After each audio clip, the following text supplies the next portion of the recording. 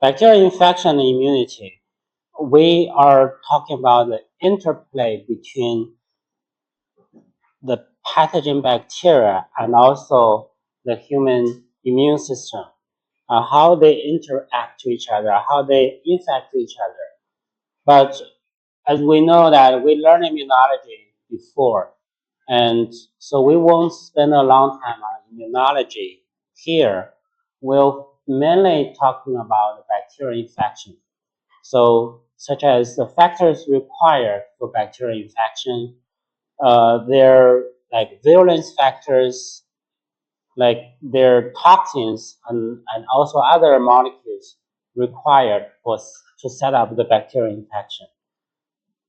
Okay, so yeah, before we talk about infection, I want to get back to this picture again.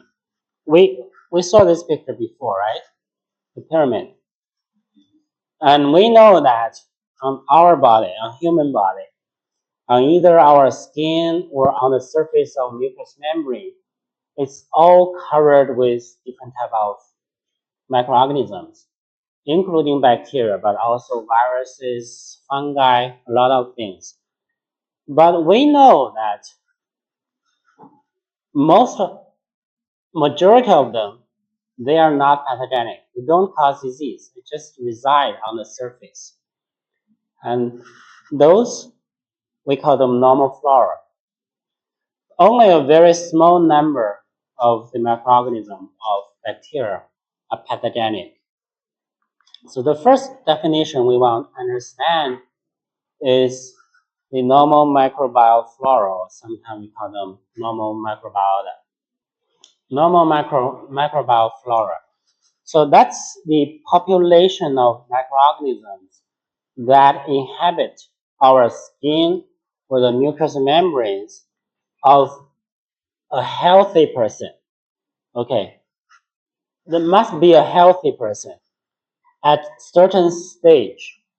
Okay, if this person is having a serious sick, like cancer or something, their microbial flora cannot be called the normal microflora. So we are talking about the healthy person at a given age. And the normal microbial flora can be further categorized into two types. One is called the resident microbiota. Resident means that they are living there for a long time. So that's a relatively fixed types of microorganism regularly found in a given area at a given age. So like you guys, you're at your 20s, right? Around 20 years old. And for most of you guys, if you found a certain area, for example, on the arm, you probably would share the similar microbiota. If as long as you are healthy. So that's relatively fixed types. The second type is the transient microbiota. So that's some non-pathogenic or potentially pathogenic microorganisms which inhabit our skin or mucous membrane for a short period of time. This short period of time can be like hours, days, or several weeks. It's not permanent, so it's a short period of time. And it is derived from the environment, and it does not produce disease and does not establish them permanently in that area. Can anyone give some example of the transient microbiota in our human body? Can anyone think about an example of this?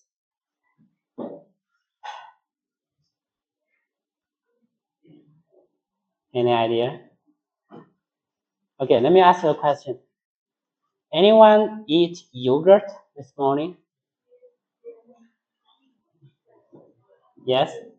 The, is that the active yogurt or pasteurized yogurt?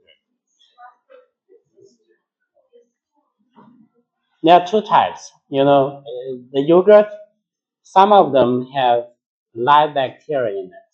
So that's active yogurt. Or pasteurized, you kill the bacteria.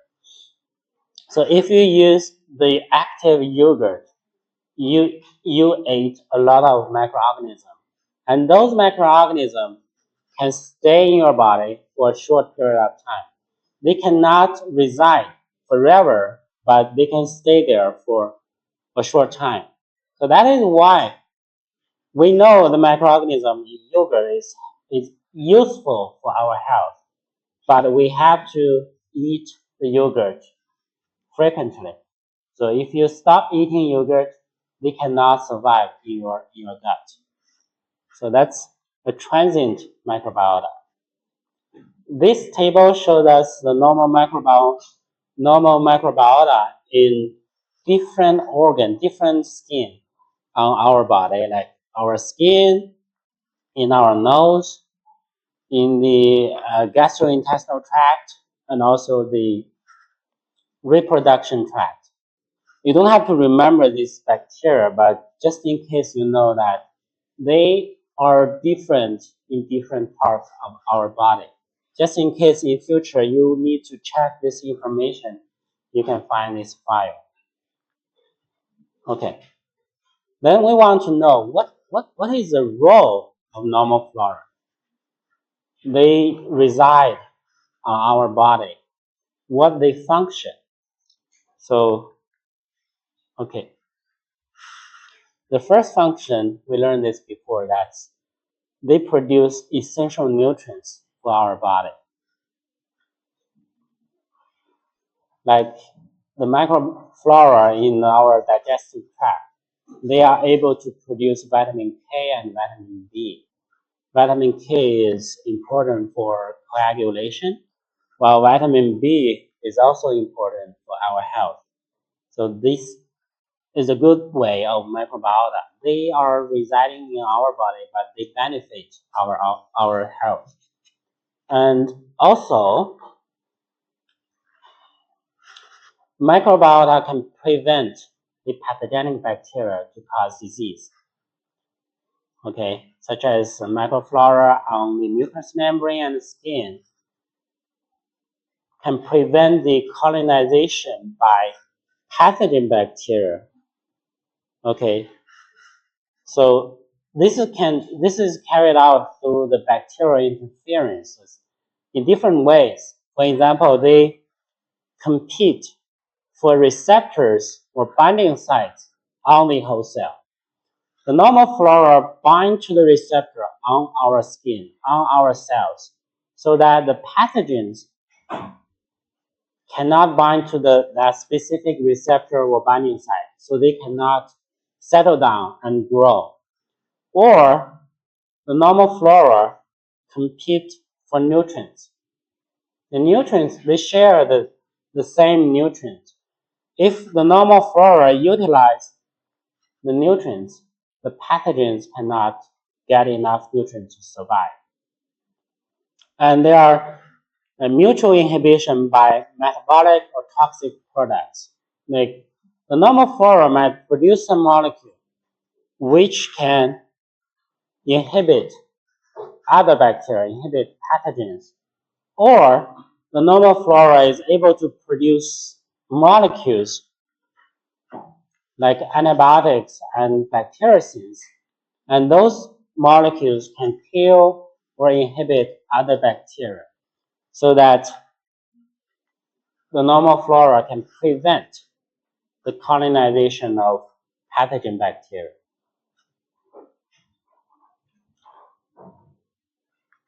And also they have other ways, like the normal flora is able to stimulate the development of certain tissues.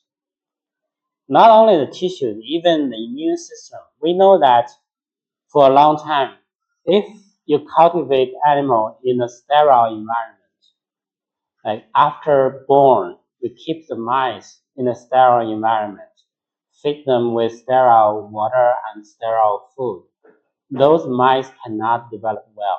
Their immune system cannot mature. So we need the microbiota, normal microflora, to develop our body, to develop our immune system. So that's important. And also, the normal flora is able to stimulate our immune system to produce antibodies, and some of the antibodies can cross-react to pathogens because a microorganism might share the similar antigen or some antigen with similar epitope. And when the microflora stimulate the production of some antibody, this antibody can recognize the antigen on the pathogen, then kill the pathogen. So that's another function of normal flora. Here's a short video on microbiota I'd like to show you. It's a cartoon. It's very interesting.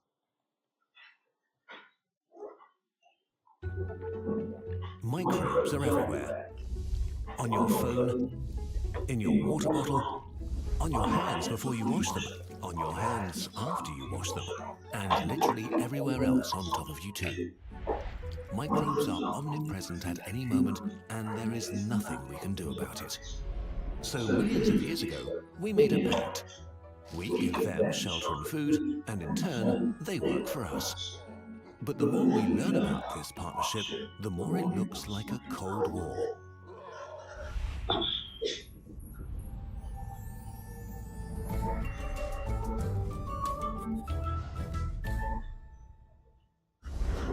Inside our mother's womb, humans start out sterile.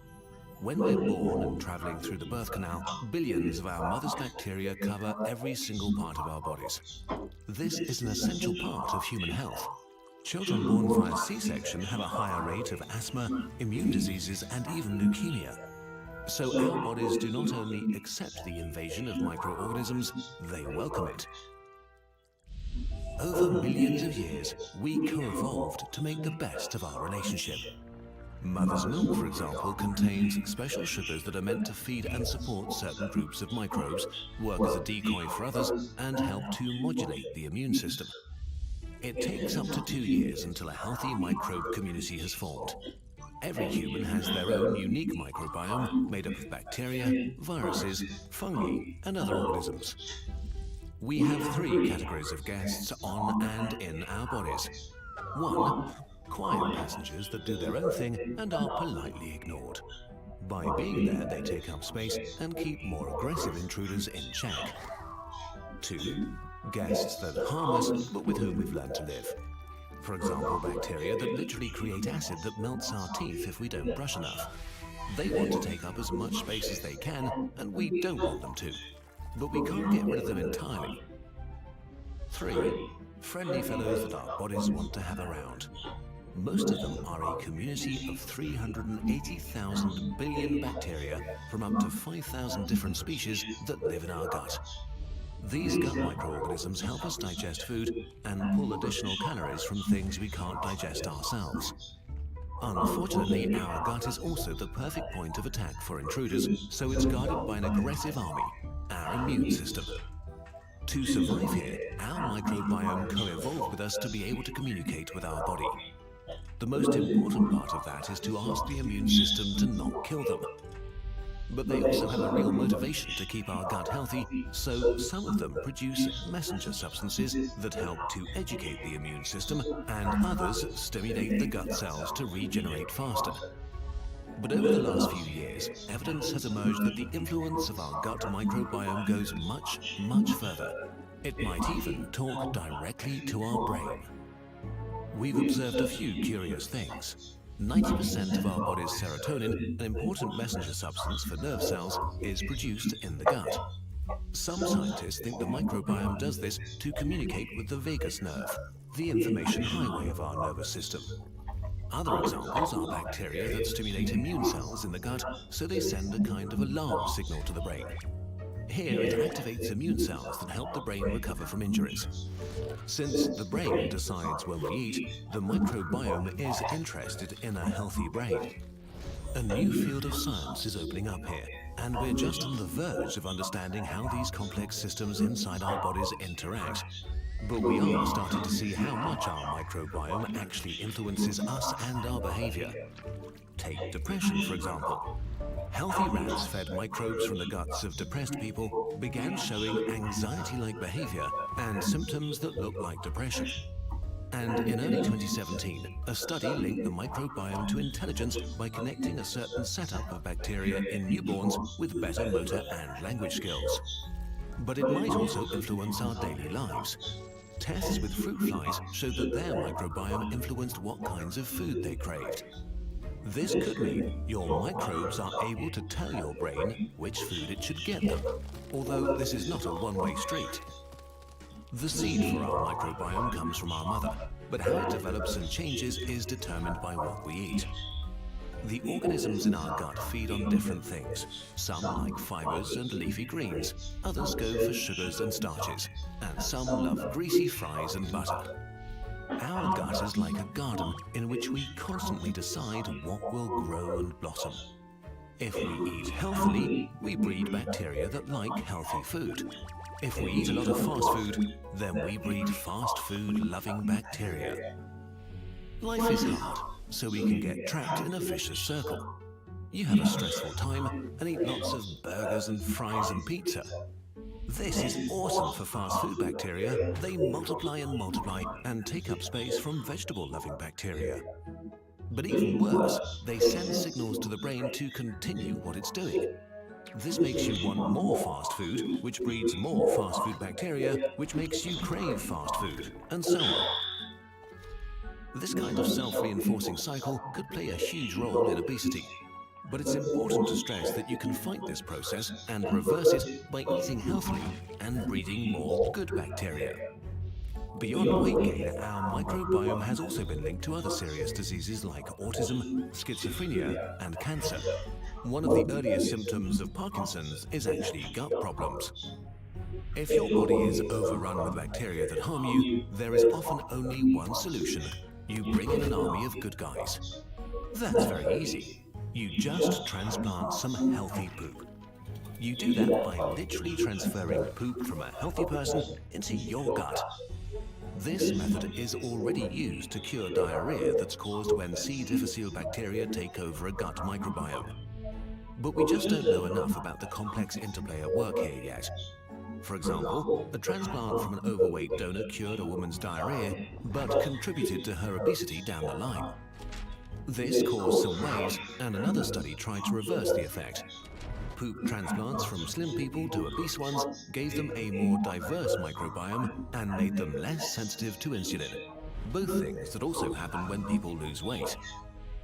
We need to do a lot more science to really understand how our microbes make us healthy or sick. But whether we like it or not, we need our microbiome and it needs us. We'll never have our bodies to ourselves, but we have gained a powerful ally, if we can just keep the peace.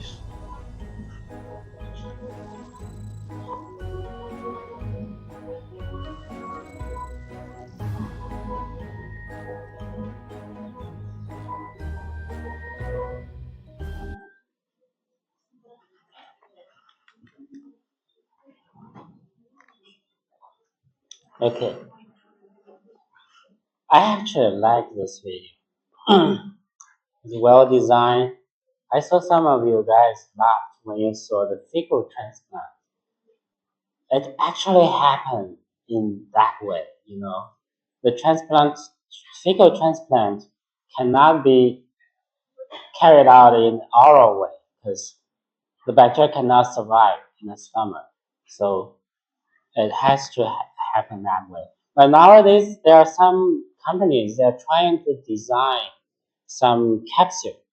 So they culture the bacteria in the lab, in the factory, then put the bacteria cocktail in a capsule so that you can just swallow the capsule for the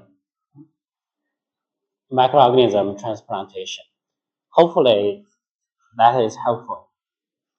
Okay, before the end of today's lecture, um, we have several quizzes on Superstar, right? We call it Superstar.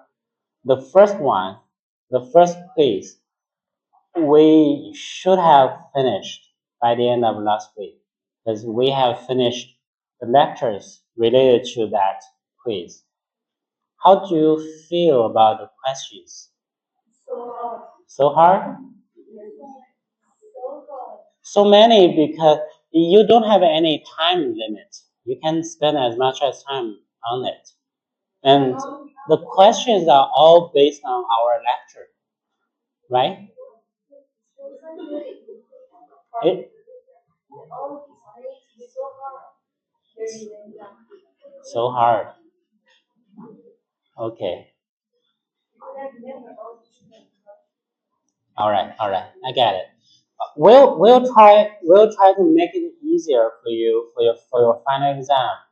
I'd like you to pay attention to the quizzes, to the questions, and I can tell you that for your final exam, I will use some of the questions in the quiz. So you want take it seriously, okay? All right. Anything else you want to talk about? Okay, that's all for today.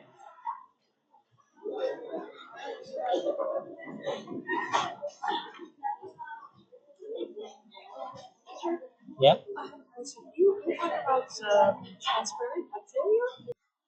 And last time we introduced um, the first topic on the normal microbial flora.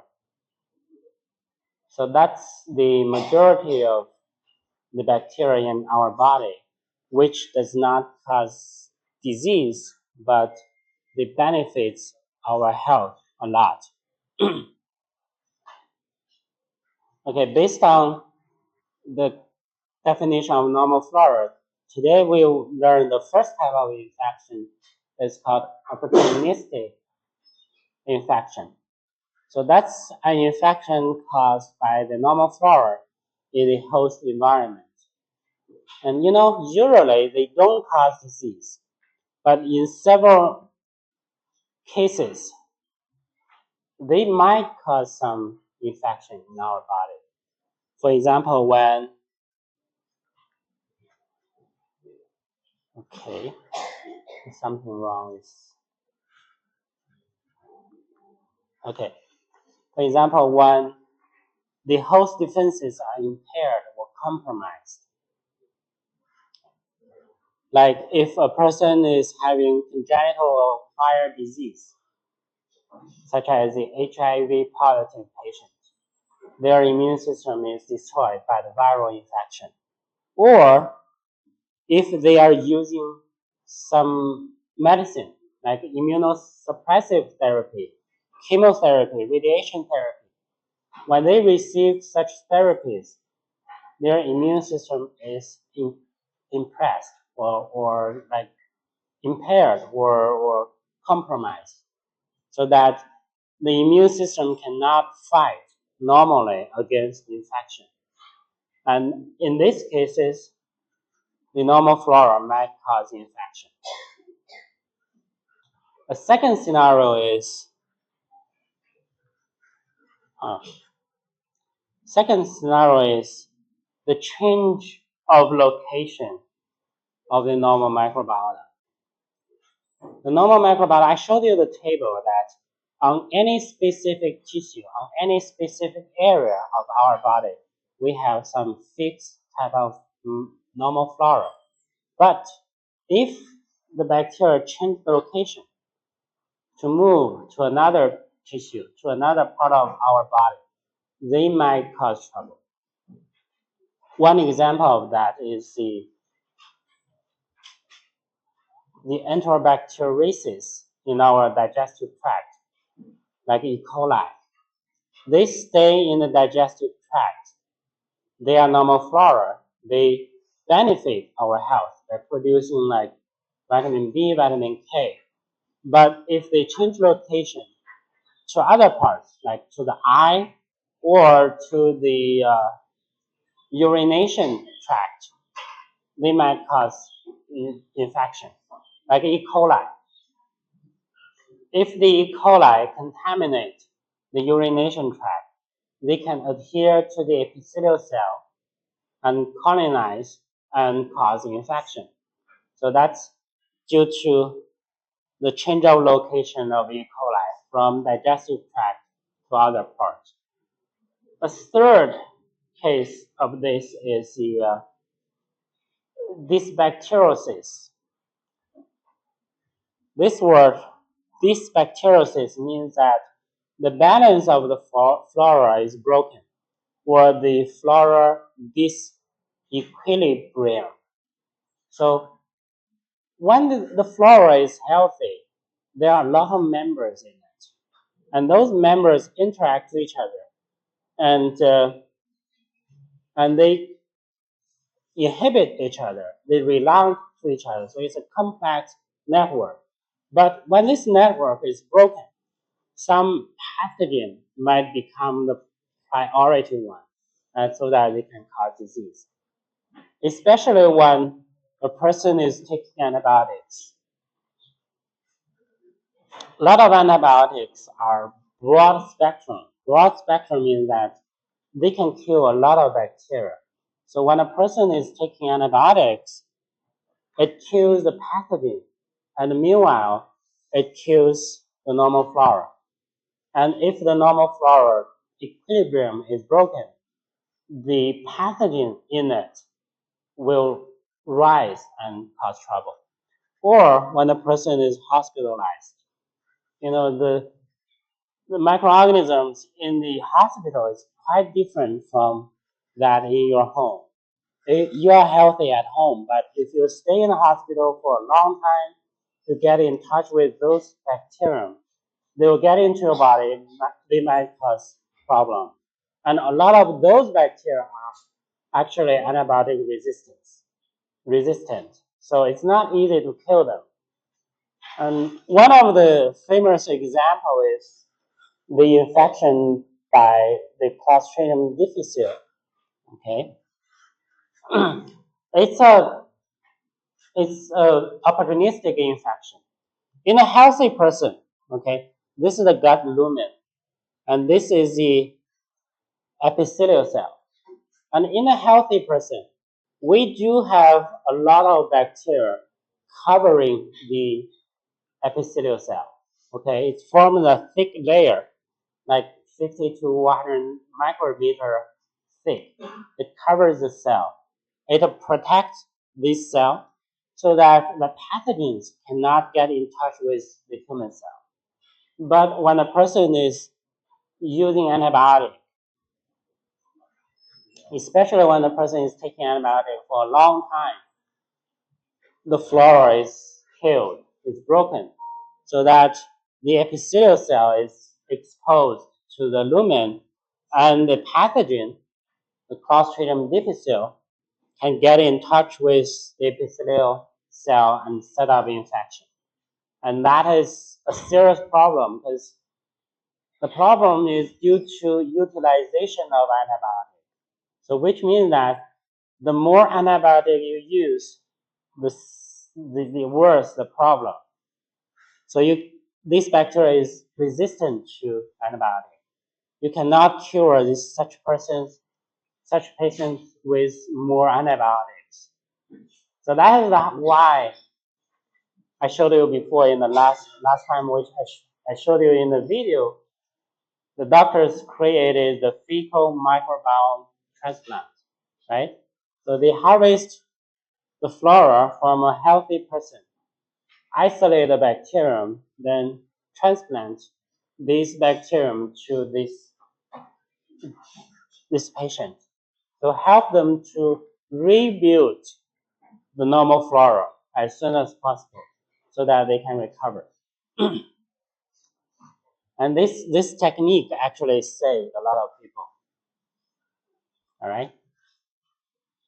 But there's one hint for you guys is that the abuse of antibiotics is a serious problem all over the world, especially in China. So you will be like medical professions in future and try to teach your patient that if it's not necessary, don't use any antibiotic. Because if you expose more antibiotic to the environment, we'll have more and more problems.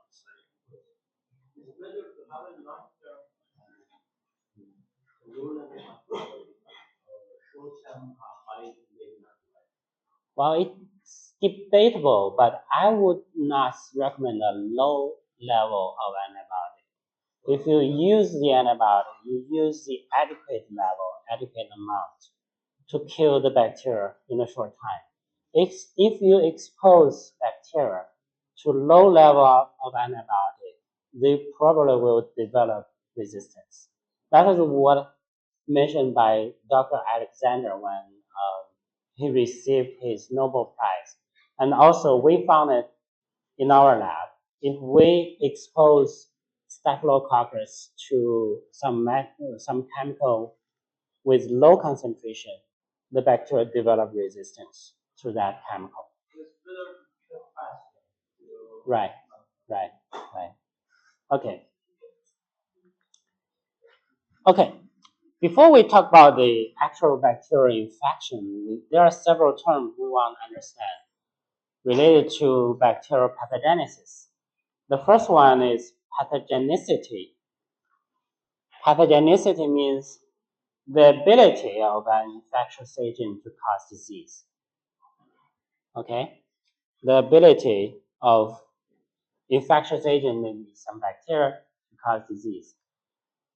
The severe the disease, we say that is highly pathogenic. Okay? And that's the ability. So to measure the ability, we use another term called virulence. Virulence, that's the quantitative ability of an agent to cause disease. Okay? For some bacteria, okay, they cause severe disease, or the other one, they cause mild disease. We can use some data to compare the virulence. For example, use the dose. If you have some mice, use one bacteria to kill half of the mice, and the other bacteria to kill half of the mice. You compare the quantity of the two bacteria. For this one, you only use like 1,000 bacteria. Or for this one, you need to use 1 million bacteria. We will say that this one with fewer bacteria, they are more virulent, while the other one, it's less virulent. So we can compare the virulence based on that data. And also, we want to understand some term like adherence or adhesion or attachment. Here they mean the same thing. So that's a process by which a bacteria stick to the surface of the host cell. We'll talk about that in detail later. And also invasion. Some bacteria just stick to the surface to set up infection. So that's based on their species. But for other bacteria, sticking on the surface is not enough to set up infection. They need to invade into the cell or even into the human tissue or also spread in our body. And that process we call the invasion. Last term we want to understand is the toxigenicity.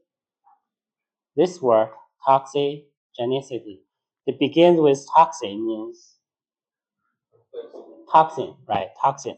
So that's the ability of a microorganism to produce a toxin which cause disease, okay? Toxigenicity. Okay, next we'll introduce the important factors or important molecules required for the bacteria to set up infection. So that's the virulence factors, okay? The virulence factors are the materials for their virulence. This includes like adherence, invasion, toxin, different type of enzymes, and also the anaphylaxis factors. And we'll also introduce the biofilm. Has anyone heard of biofilm before? Do you know what is biofilm? It doesn't matter. We'll learn that today. Biofilm is, previously we don't understand the importance to study on biofilm, but biofilm is so important in human infection. Okay, let's introduce the adherence factor first. Okay, adherence factors. For some pathogens, some bacteria, if they need to set up infection in the body, they need to get close contact to the host cell. Okay, like they reside on the surface of the host cell, or they stick to the host cell. This can happen in different ways. For example, they can use their surface hydrophobicity, okay, the hydrophobicity force to help the cell, to help the bacterial cell to stick to the human cell, or they can use their surface charge. Usually the human cell is negatively charged.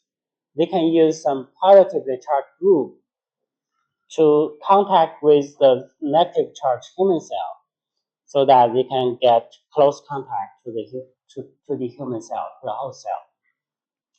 Or the bacterial cell can bind to the host cell through the ligand receptor binding.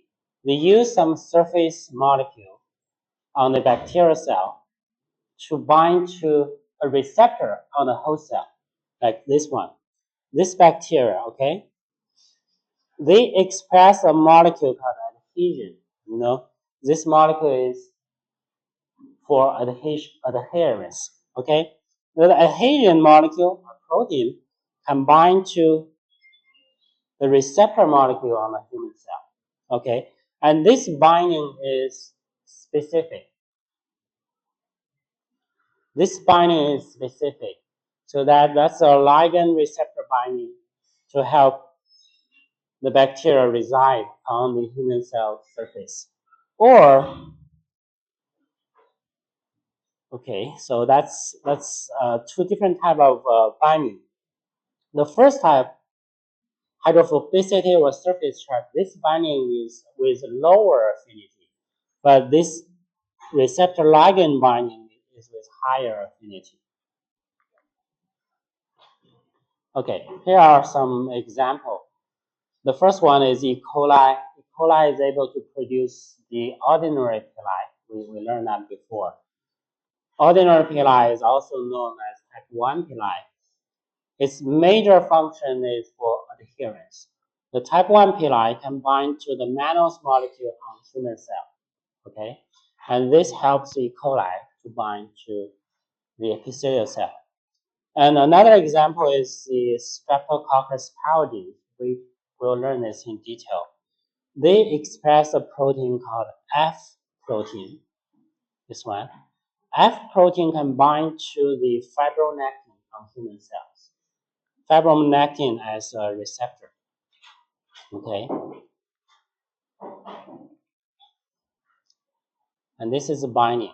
And let me show you the function of the importance of adherence factors to set up infection. This is a bacteria with pili, and this is the structure showing us in the urination tract. And these cells are the epithelial cell lining up the tract. And in the tract, there's urine stream, urine flush. Okay, if the bacteria, okay, here, if they don't express the pili, they cannot adhere to the surface. Okay, when there is urine flush, these bacteria will be removed so that the tract is cleaned by the urine stream. Okay, But if they are able to express pili, okay, they use the pili to stick to the epithelial cell with high affinity. And when the urine comes, okay, it cannot flush them away. So that these bacteria are able to set up the infection in the urination tract. And example of this is a diplococci, should be like, can you remember the name of this? A diplococci bacteria causing infection in the urination tract. That's a Neisseria gonococcus. Neisseria, which is a sexual transmitted bacterial infection. Okay, so that's the first, the adherence factors. Then the next one is invasion, or the molecules required for invasion and spreading. And the example we are showing here is the one I told you before, is called Listeria monocytogenes. Can you remember that? Listeria monocytogenes. So that's a bacteria, gram-positive bacteria, which can survive and grow at very low temperature. So one of the major food poisons. It can grow in our fridge. When they get into our body, when they set up an infection in our body, this cell is, I guess it's a liver cell, the hepatocytes. The bacteria can invade into the liver cell. They are equipped with a molecule called invasin. The invasin can mediate the internalization into the cell.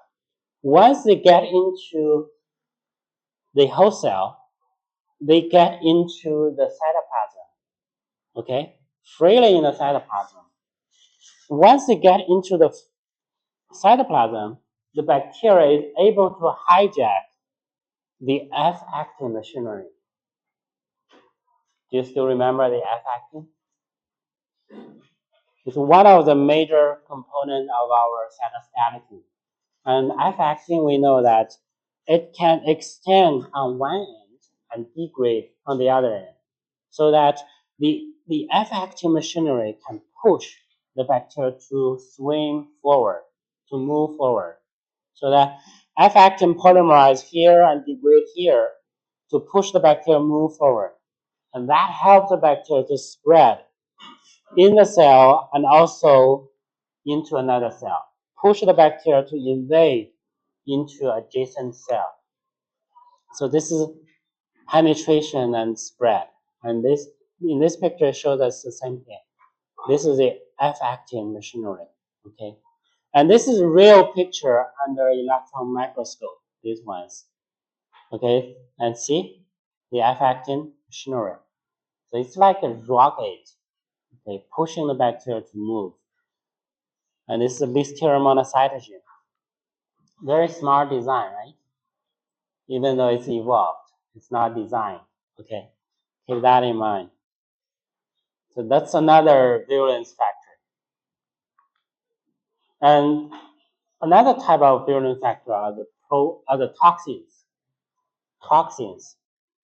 So there are two types of toxins. One is the exotoxin and endotoxin.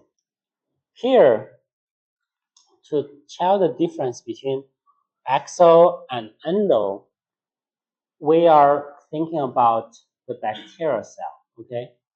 If the toxin is released or secreted from the bacterial cell, it's outside the bacterial cell, we say that it's exotoxin. If it's something built on the bacterial cell, okay, on the bacterial cell wall, we call it endotoxin. So that makes it clear, so it won't make you confused. The first is exotoxins. Exotoxins can be produced by either gram-positive bacteria or gram-negative bacteria. So it depends on either the chromosome or the plasmid they carry, okay, if they encode some exotoxin gene, they are able to produce the exotoxin. So both gram-positive and gram-negative may produce the exotoxin. And also, most exotoxins are protein molecules. We learned that before. You know the general property of protein molecules. They are just a polypeptide chain, and after proper folding to form the protein molecule. So that usually the protein molecule is what? They cannot sustain high temperature. They are temperature sensitive or heat sensitive. When you increase the temperature, the protein molecule will vibrate faster and faster, and finally will denature. So after denaturation, the protein molecule cannot function.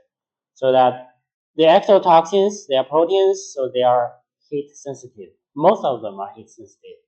But there are some exceptions, like the enterotoxin by the Staphylococcus aureus.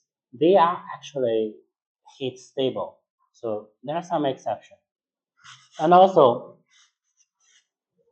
the action of the exotoxin does not necessarily require the presence of the bacteria in the host. So even you are ingesting some food without bacteria but containing the exotoxin, it's possible to cause some disease. The toxin itself is able to cause some problem in our health. So that's does not necessarily require the presence of the bacterial cell. Okay, and again, the exotoxin, the toxicity is high because these protein molecules function in a specific way. They can bind to their receptor so that they can cause high toxicity. And this toxicity is specific. It's tissue or cell specific. The reason is that for the exotoxin to function, they need to bind to their receptor. And because of that, it causes the tissue or cell specificity. Because in our body, only part of the cell are able to express the receptor, to produce a receptor on the cell surface. And also, they have strong antigenicity because they are protein molecules. They are very antigenic. They can stimulate the immune system to produce antitoxin. What is antitoxin?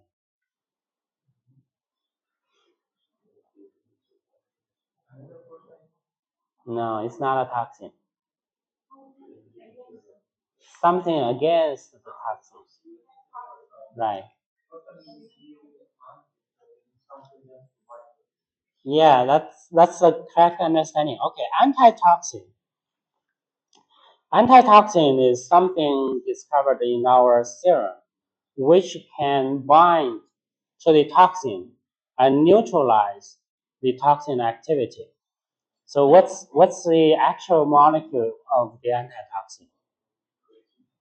So that's the antibody. Yeah, the neutralizing antibody, which can bind to the toxin molecule and inactivate the toxin. So this antitoxin is actually the first name of antibodies. So that happened in 19th century, before people know anything about the immune system, about antibody. They discovered that when they immunize the horse with some toxin, they found some molecule in the serum which can neutralize the toxin, and they call it antitoxin. And now we know it's probably IgG which can neutralize, combine to the toxin. Okay, so this is exotoxin. Usually, the exotoxin will have two subunits. I mean, usually, not always. Okay, most of the exotoxins would have two subunits with A subunit and B subunit. A subunit is the subunit with toxic activity, while B subunit is the subunit which can bind to the receptor, mediate the binding and internalization of the toxin. Here's an example. This is AB toxin, okay, it's here. Okay, two subunits, A and B. Then B subunit bind to the cell receptor. Okay, binding. Then it's internalized. Then after that, A subunit is released. This is the toxic activity or toxic subunit, which can change the behavior of the cell and probably kill the cell finally. So this is most of the exotoxins, not all of the exotoxins. And sometimes some exotoxin might have multiple B subunits, such as the chlorotoxin. It has 5 B subunits carrying 2 A subunits. Okay, so it's more complicated. And another term we need to understand is the toxoid. Okay, toxoid. The first part, tox, means something related to toxin. The meaning of oid means something like toxin. Okay, so toxoid is generated from the exotoxin, but we need to treat the exotoxin with formaldehyde. Formaldehyde is a chemical. Okay, this formaldehyde treatment can denature the exotoxin molecule. Once it's denatured, it's not toxic anymore. So the toxoid is not toxic anymore, but it's still antigenic.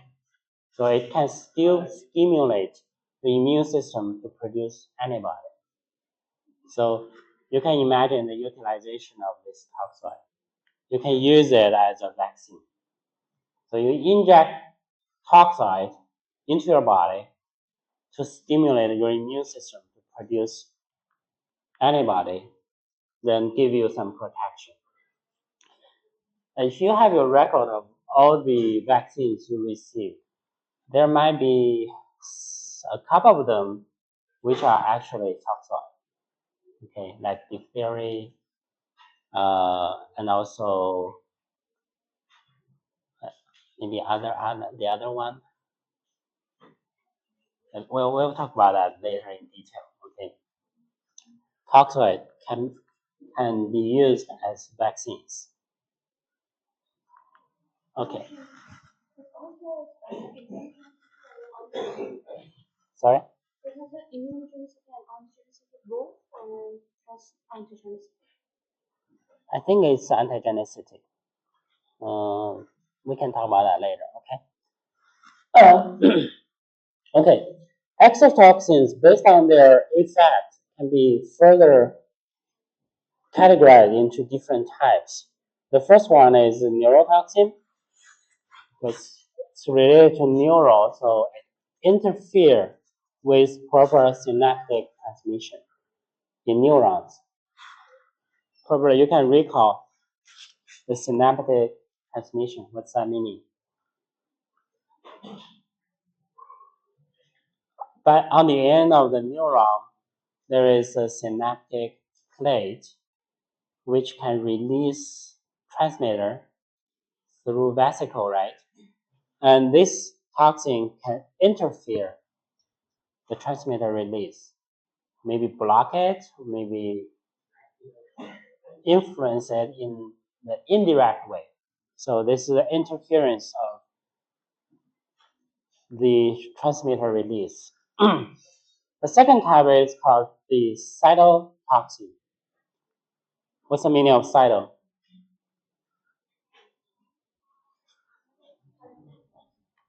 Cell, right? Cell. So cytotoxin is the toxin inhibits specific cellular activity, such as protein synthesis. So that one example of this is diphtheria toxin produced by diphtheria bacteria. It inhibits protein synthesis. If your cell cannot produce protein, it will die. Okay, so that a lot of cell will die. It will form a pseudomembrane. Okay, so that's a diphtheria toxin. Yeah, but we can use this toxin, denature it, treat it with formaldehyde to produce the vaccine. The last one is enterotoxin. Entero means the gastrointestinal tract, right? So enterotoxin, it interferes with water reabsorption in the large intestine. Okay, and it can irritate the lining of the gastrointestinal tract. And the famous example of this is the cholera toxin. The cholera toxin binds to its receptor, transduce signal to the cell. It will produce a large amount of secondary signal molecule like CAMP, which can change the behavior of the cell to excrete large amount of water, and that can cause severe diarrhea. The patient, without treatment, the patient would probably will die in a short time, maybe several hours, due to dehydration. Excuse me? Excuse me? A short time, because the person would lose water in a very short time. So after cholera infection, the most important method to cure this person is not to use antibiotic to kill the bacteria. That you need to give them enough water and potassium and sodium immediately. Drinking water probably is not quick enough. So yeah, so you need the intravenous injection of large amount of water to help them keep the balance. So we'll talk about this in detail later. The different type of exotoxins. Okay, the second type of toxin is the endotoxin. So here, endotoxin, we actually learned this before. It's exactly the liposaccharide molecule we introduced before. Hey, anyone recall the location of LPS, lipopolysaccharide? It's on the outer membrane of gram-negative bacteria and the outer leaflet of the outer membrane. You know, the two lipid layer is on the outer side of the outer membrane. So it's LPS. And this LPS is not a protein molecule. So it's heat stable. So just you boil the bacteria or just autoclave the bacteria, the LPS would survive. Actually, in our lab, in our teaching lab, previously, when we try to purify some LPS, we just culture the bacteria like E. coli, gram-negative bacteria. After that, we wash the bacteria, then we put the bacteria in pure water and boil the bacteria. Once the bacteria is killed, the protein is denatured, the LPS is released. So we can get some LPS molecule. Okay, and because it's part of the outer membrane, so usually when the cell is alive, it's on the cell, it's not released. Only when the cell is dead, when the cell dies, they break up their cell wall so that the endotoxin can be released. Once it's released, the endotoxin can cause problems in our body. But the effect of endotoxin is not cell or tissue specific because it functions in a different way than the exotoxin. It does not has its own specific receptor, okay?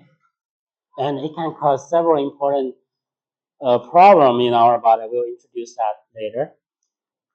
It does not stimulate the production of specific antibody in a host. This is actually not accurate. The LPS can stimulate the immune system to produce some antibody, but this antibody is not IgG, but it turbulates IgM antibody. Okay, and the pathophysiologic effects of endotoxin from different bacteria are usually similar because all the LPS from different organisms share the same structure. Okay, they have the polysaccharide, the specific polysaccharide, the core polysaccharide, and the function group, the lipid A. They share the similar structure, so they carry out the similar effect. And the effects of LPS include, let me show you, like fever, like small amount of LPS in our body can cause a high temperature, high body temperature. So that's a fever. And with more LPS molecules, they can cause more severe problem like leukemia, hypotension and shock, complement cascade, and also DIC. DIC means disseminated intravascular coagulation. DIC is a critical condition in human. If it happens, there is a higher chance that this person cannot be rescued. Okay? So that's the effects of endotoxin. This is the mechanism how the endotoxin function in our body. It function on macrophages. We'll have a break and we'll be back in 10 minutes. So just now we introduced both the exotoxin and endotoxin. This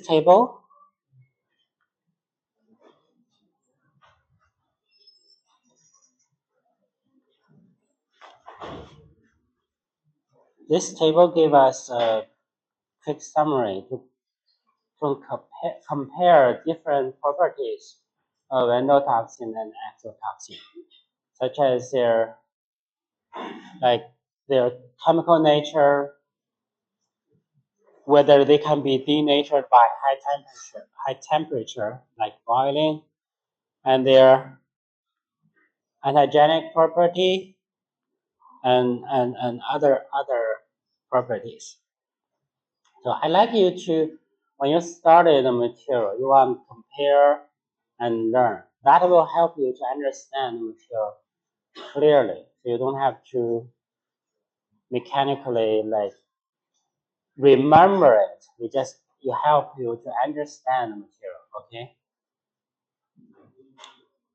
There is a video on this topic, compare endotoxin and exotoxin, but I don't think it's a good lecture. I'll just skip it.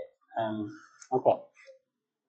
The next factors we want to introduce are the enzymes produced by bacterial pathogens.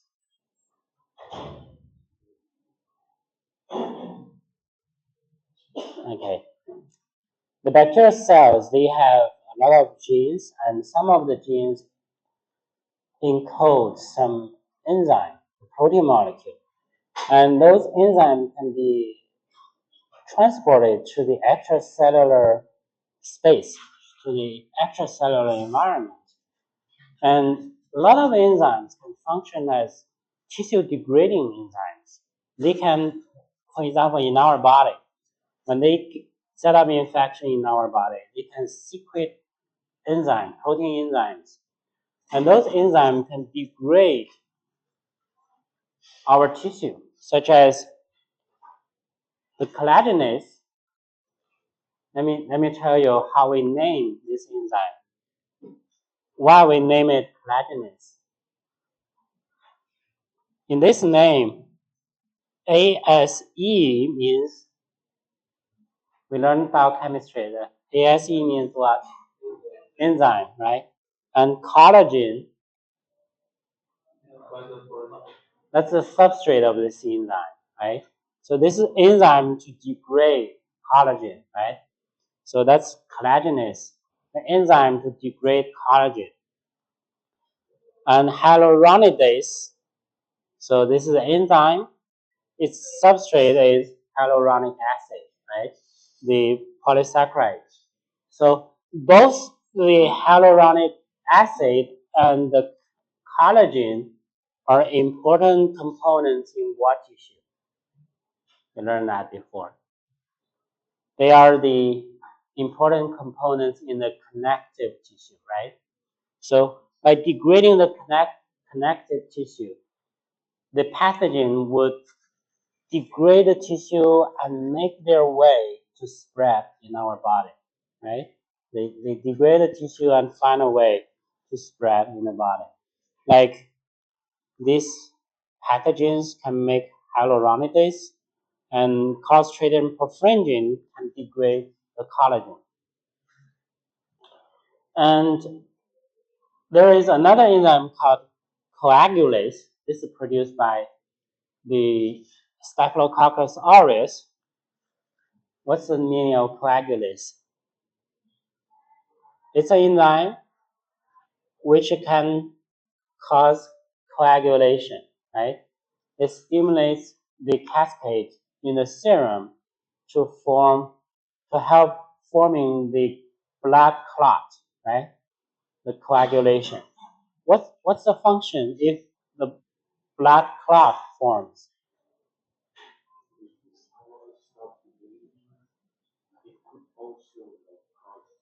What's the benefit for the bacteria? Because a lot of immune cells can get contact to the bacteria and kill the bacteria. But if the bacteria help to form the blood coagulation, they hide themselves in the clot so that the fat cells cannot eat them, cannot kill them anymore. So they are safe. They survive in the clot. But to spread, they produce other enzymes to degrade the clot to spread again. So that different enzymes can be expressed at different time points to help them set up infection. So that's different type of enzymes. And there is a special enzyme produced by some bacteria. It's called IgA1 protease. So this is a protease which degrades protein. But this protein is not any protein. It's just IgA1, the secretory IgA1 antibody. This protein specifically degrades split IgA1. And we know that IgA1 is an important secretory antibody on the mucous membrane. And if the bacteria degrade the antibody, it helps the bacteria to set up infection, so to protect themselves. So seems that it's well designed, right? But I don't like this design word. This is the result of evolution. Because of the long-term interaction between the pathogen and the host, they finally evolved the ability to produce such enzymes, such molecules, and even other virulence factors. Okay? If the bacteria or the pathogen have some consciousness, they are not waiting to kill the host. Okay? What they want to do is that they get some nutrients and multiply to get large numbers of their cells. They don't want to kill their host. If the host is killed, it's not good for the bacteria. It's evolution. Okay, the next factor we want to introduce is the anti-phagocytic factor. So this is anti-phagocytic. We know the term phagocytosis, right? So anti-phagocytic is to inhibit phagocytosis. For example, the macrophage, neutrophils, they can engulf particles of bacteria into the cell and kill them. And one of the mechanisms is mediated through the IgG antibody. This is IgG antibody, okay? IgG antibody can recognize the presence of some pathogen. Then it binds to the Fc receptor on the fat sites so that the bacteria is internalized and killed. But Staphylococcus aureus produces a special protein called protein A. This protein A combines to the Fc region of the IgG antibody.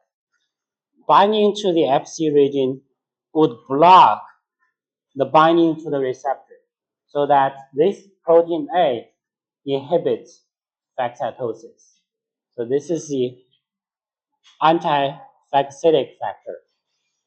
And this protein A can be produced in two different types.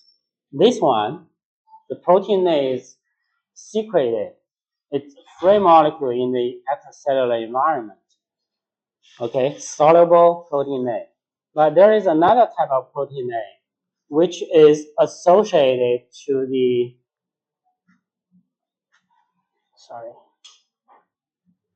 protein A, which is associated to the cell wall, the cell surface. The protein A located on the cell surface. It binds to the Fc region of antibodies. And these antibodies cannot function anymore, right? So it's just neutralize the antibodies. They cannot help and mediate the phagocytosis. So that's the protein A. When we learn Staphylococcus aureus in detail, we'll introduce protein A again. Okay, the last factor we want to talk about is the biofilm. I think that this is the first time you hear about biofilm. When we learn bacteria, we say that they are unicellular, right? Unicellular, but it does not mean that in any environment they would prefer to stay in a single cell state. So usually they aggregate together. They form clusters. And this cluster can be very thick, like hundreds of micrometers thick. And in the natural environment, these aggregates, probably they have multiple organisms. Bacteria, different type of bacteria, fungi, viruses, phages, and even protists, everything together, they live together to form a complex population. And this complex community, they live together and they produce extracellular molecules. Usually, the extracellular molecule is the polysaccharides to bind them together. So this aggregate with a lot of organisms inside, with a lot of extracellular polysaccharides, we call them biofilm. And the biofilm benefits the microorganism in it because once they are in the biofilm, they are more resistant to antimicrobial chemicals, like chemicals like antibodies, antibiotics, complements. They are more resistant, and also they are more resistant to the lipid flow because the biofilm is so sticky. It sticks to the surface, big solid surface, so that the bacteria or microorganisms in the biofilm would have a higher chance to survive. Okay, so that's the biofilm. Like it can also happen in our body, and we have BDS students here, right? Yeah.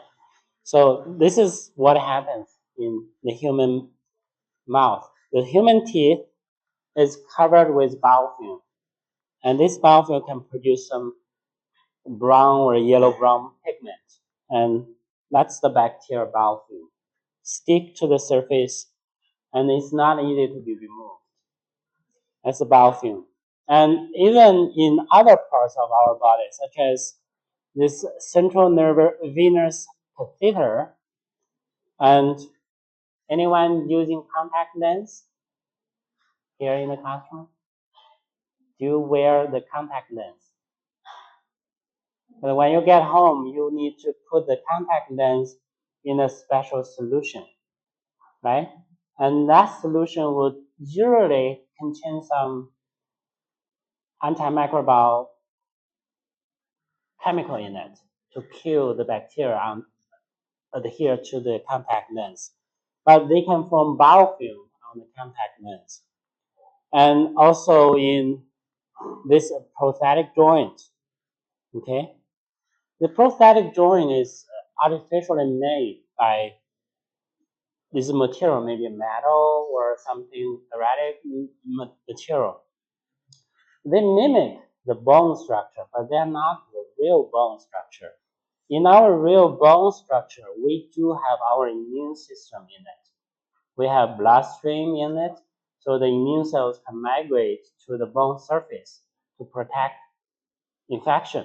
But in this prosthetic joint, it's just artificial material. It's not protected. And once the microorganisms find a surface like this, it's much safer than other parts of our body so that they can stick to the surface, multiply to large numbers to form the biofilm. That's a very headache for the doctors. Even it happens in a low ratio, but it can happen. Some people, like after they change the joint, they can survive like in a healthy state for a long time.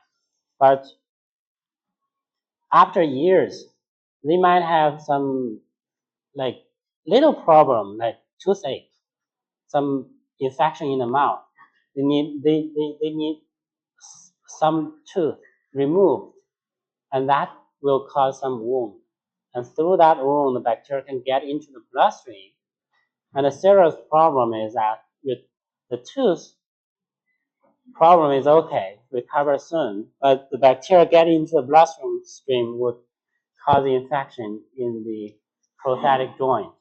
And they need to remove the joint again to change the joint. So that's the problem. And it happened like maybe 2%. Oh, well, maybe when people get old, their own bone is worn out.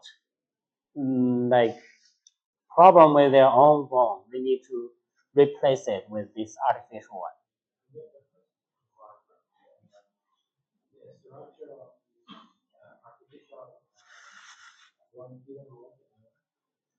Because after infection, that will be a problem. Without the infection, it will fuse with your own bone. That's okay. But after infection, the bacteria grow on the surface. It will cause severe problem like inflammation, like a lot of things. Okay. So this is a biofilm. Let me play this video. Maybe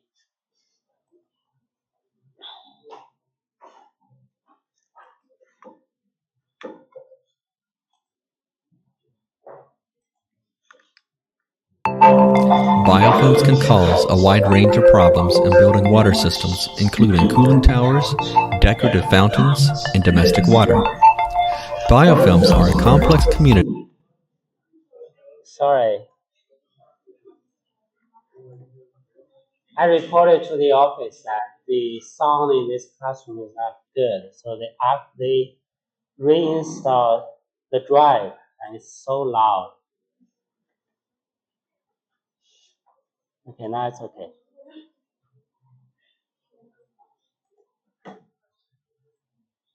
Of problem-causing microorganisms encapsulated. Biofilms can cause a wide range of problems in building water systems, including cooling towers, decorative fountains, and domestic water. Biofilms are a complex community of problem-causing microorganisms encapsulated in a protective coating, sometimes called slime. Biofilms form when free-floating bacteria in the bulk system water attach to surfaces such as pipe walls, shower heads, chillers, and basin walls. Attached bacteria produce an extracellular polymeric substance or slime that holds the growing biofilm together. Biofilms are 90% water and very insulating when present on heat transfer surfaces. As biofilm matures, a complex community of microorganisms develop protected from biocide additions, including Legionella bacteria, and cause spalling. The number of bacteria in bulk water do not correspond with the amount of biofilm. Microbiologically induced corrosion can occur underneath biofilms.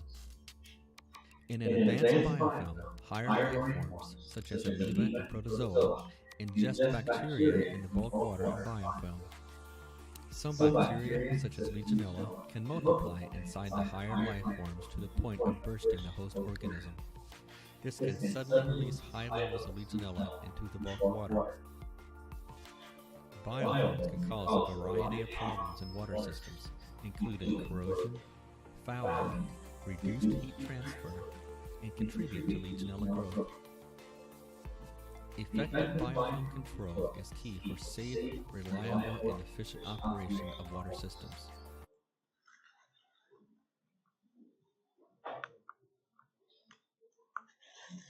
This is like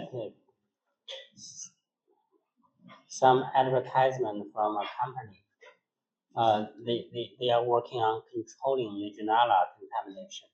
And Legionella is one of the major member in the biofilm in the water system. For example, in your apartment, the shower head, if you open it, there must be some Legionella in it. Usually, it does not cause problem for you guys.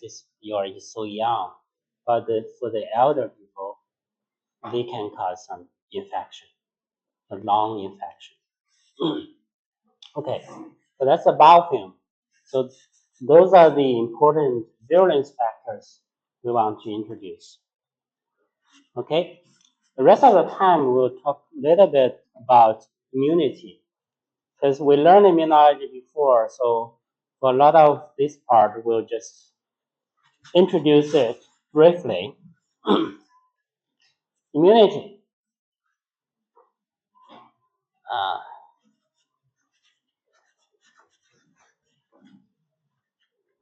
Okay, it works here. The host defense, not only the immune system, but we do have other mechanisms to defend our body, to our health. So here are the first line of defense. There are different factors like physical, chemical, and biological. The physical barrier, including like our skin, the nasal hair in the nose, and also in the respiratory tract, the ciliary action, which moves to push the dirty stuff out of the tract.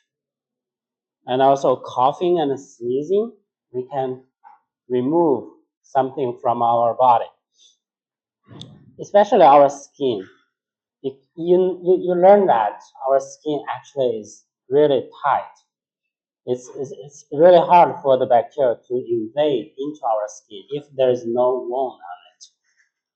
And that's a physical barrier. A chemical barrier, so that's special condition with like pH change or special molecules produced.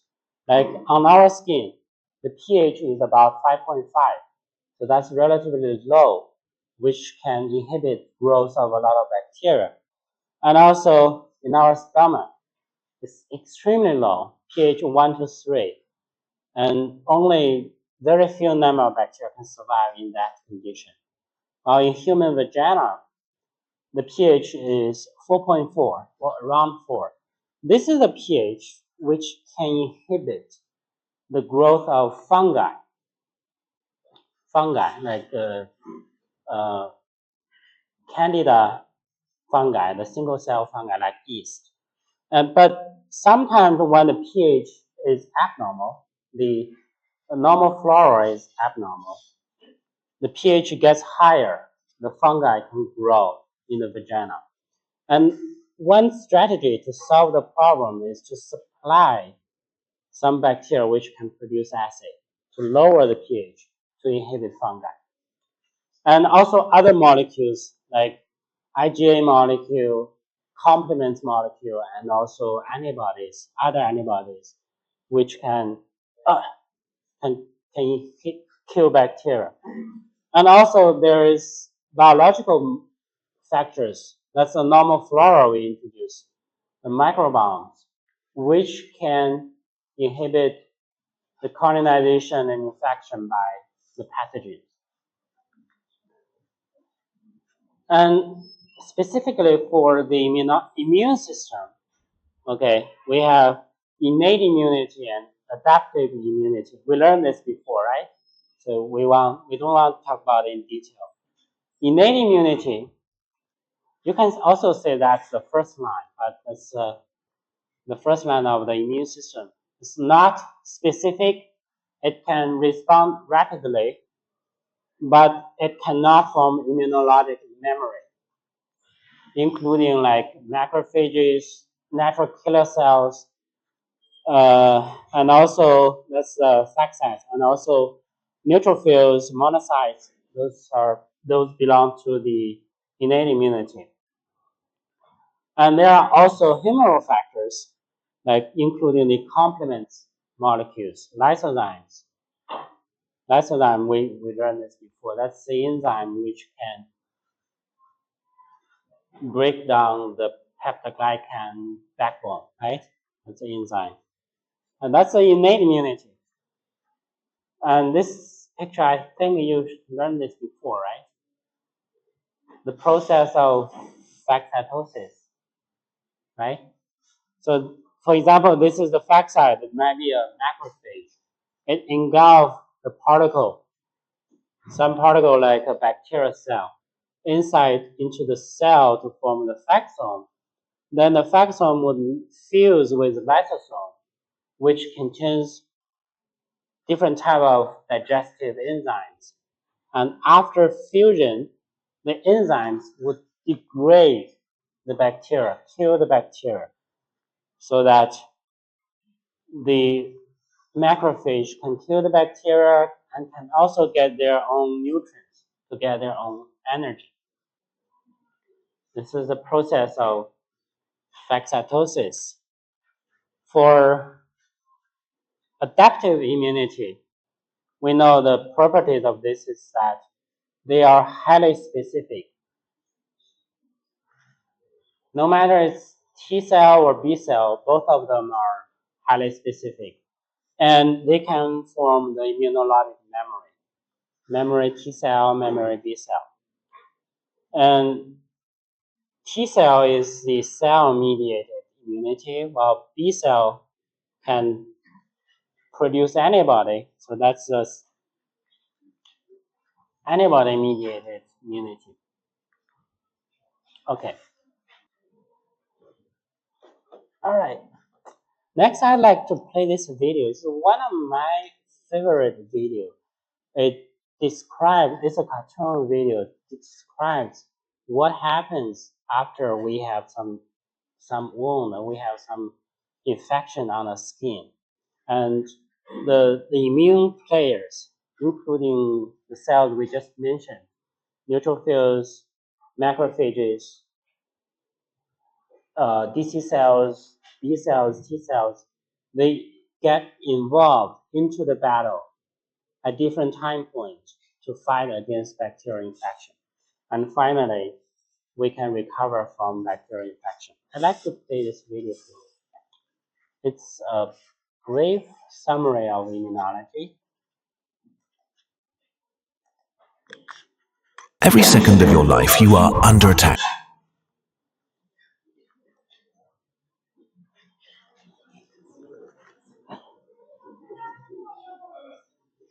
Sorry. Billions of bacteria,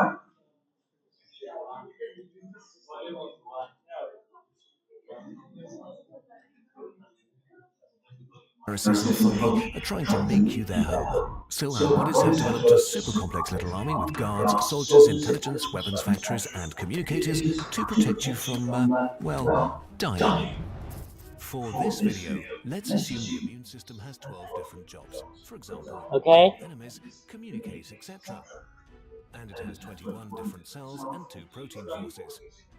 These cells have up to 4 different jobs. Every second of your life, you are under attack.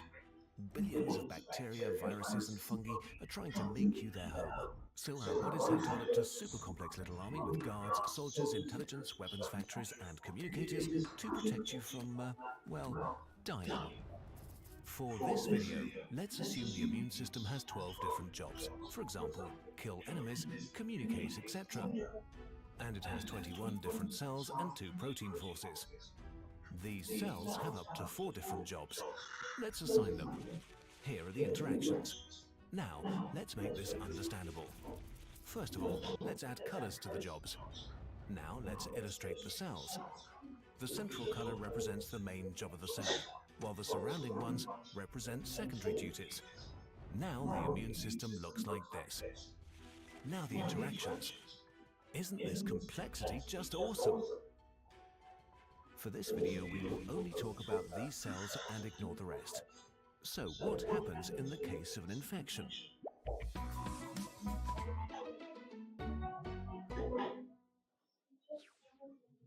It's a beautiful day when suddenly a wild rusty nail appears and you cut yourself.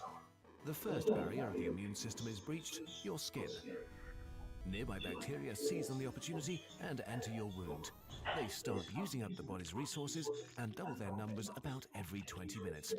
At first, they fly under the radar, but when a certain bacteria population is reached, they change their behavior and start to damage the body by changing the environment around them. The immune system has to stop them as fast as possible. First of all, your guard cells, known as macrophages, intervene. They are huge cells that guard every border region of the body. Most of the time, they alone can suffocate an attack because they can devour up to 100 intruders each. They swallow the intruder whole and trap it inside a membrane. Then the enemy gets broken down by enzymes and is killed. On top of that, they cause inflammation by ordering the blood vessels to release water into the battlefield so fighting becomes easier. You notice this as a very mild swelling.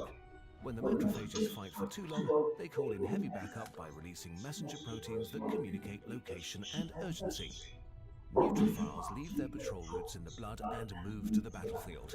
The neutrophils fight so furiously that they kill healthy cells in the process. On top of that, they generate barriers that trap and kill the bacteria. They are indeed so deadly that they evolved to commit suicide after 5 days to prevent them from causing too much damage. If this is not enough to stop the invasion, the brain of the immune system kicks in. The dendritic cell gets active. It reacts to the signals of the soldiers and starts collecting samples from the enemies. They rip them into pieces and present the parts on their outer layer. Now, the dendritic cell makes a crucial decision. Should they call for antivirus forces that eradicate infected body cells or an army of bacteria killers? In this case, antibacteria forces are necessary. It then travels to the closest lymph node in about a day. Here, billions of helper and killer T cells are waiting to be activated. When T cells are born, they go through a difficult and complicated training process, and only a quarter survives. The surviving cells are equipped with a specific setup. And the dendritic cell is on its way looking for a helper T cell with a setup that's just right. It's looking for a helper T cell that can bind to the parts of the intruders which the dendritic cell has presented on its membrane. When it finally finds one, a chain reaction takes place. The helper T cell is activated. It quickly duplicates thousands of times. Some become memory T cells that stay in the lymph node and will make you practically immune against this enemy. Some travel to the field of battle to help out. And the third group goes on to travel to the center of the lymph node to activate a very powerful weapons factory. Like the T cells, they're born with a specific setup. And when a B cell and a T cell with the same setup meet, hell breaks loose. The B cell duplicates rapidly and starts producing millions of little weapons. They work so hard that they would literally die from exhaustion very fast. Here, helper T cells play another important role. They stimulate the hard-working factories and tell them, "Don't die yet, we still need you, keep going." This also ensures that the factories die if the infection is over, so the body doesn't waste energy or hurt itself. But what is produced by the B cells? You've heard of them, of course, antibodies. Little proteins that are engineered to bind to the surface of the specific intruder. There are even different kinds of antibodies that have slightly different jobs. The helper T cells tell the plasma cells which type is needed the most in this particular invasion. Millions of them flood the blood and saturate the body. Meanwhile, at the site of infection, the situation is getting dire. The intruders have multiplied in number and start hurting the body. Guard and attack cells fight hard, but also die in the process. Helper T cells support them by ordering them to be more aggressive and to stay alive longer. But without help, they can't overwhelm the bacteria. But now the second line of defense arrives. Billions of antibodies flood the battlefield and disable lots of the intruders, rendering them helpless or killing them in the process. They also stun the bacteria and make them an easy target. Their back is built to connect to killer cells, so they can connect and kill the enemy more easily. Macrophages are especially good at gnoming up the bacteria which antibodies have attached to. Now, the balance shifts. In a team effort, the infection is wiped out. At this point, millions of body cells have already died. No big deal, the losses are quickly replenished. Most immune cells are now useless, and without the constant signals, they commit suicide, so as not to waste any resources. But some stay behind, the memory cells. If this enemy is encountered ever again in the future, they will be ready for it and probably kill it before you even notice. This was a very simplified explanation of parts of the immune system at work. Can you imagine how complex this system is? Even at this level, when we ignore so many players and all the chemistry. Life is awfully complicated, but if we take the time to understand it, we always encounter endless wonders and great beauty.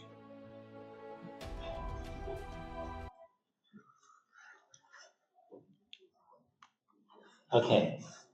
Hopefully this video is helpful for you to review your immunology. Okay. Okay. The rest of the time we will finish this lecture. We talk about the bacterial infection. There are actually different type of infection based on their source, the sources of infection. Where are the pathogens from? We can classify them into two types, either endogenous infection. What's the meaning of endogenous? Something from inside, right? Such as the opportunistic infection we mentioned before. So that's the normal flora from our own body, endogenous infection. Or exogenous, so that's from outside. Like another patient can transfer some pathogen to you. Or some carriers. Some person they are not sick yet, but they do carry the pathogen. They are able to release the pathogen so that like the health carrier, laboratory carrier, incubatory carrier, or the recovered patient. The patient has suffered from some symptoms, but already recovered, but they are still releasing some pathogen, the convalescent carriers. And here it explains different type of sources. The environment, like a lot of different type of environments, and in the community, from person to person, and or from animal to person. It's also possible. Different type of sources.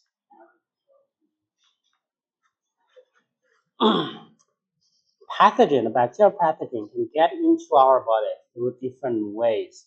It depends on the species of the bacteria. Some can get into our body through direct contact, like touches, kisses, or sexual contact, such as the one we mentioned, the Neisseria, the diplococci, or through inhalation.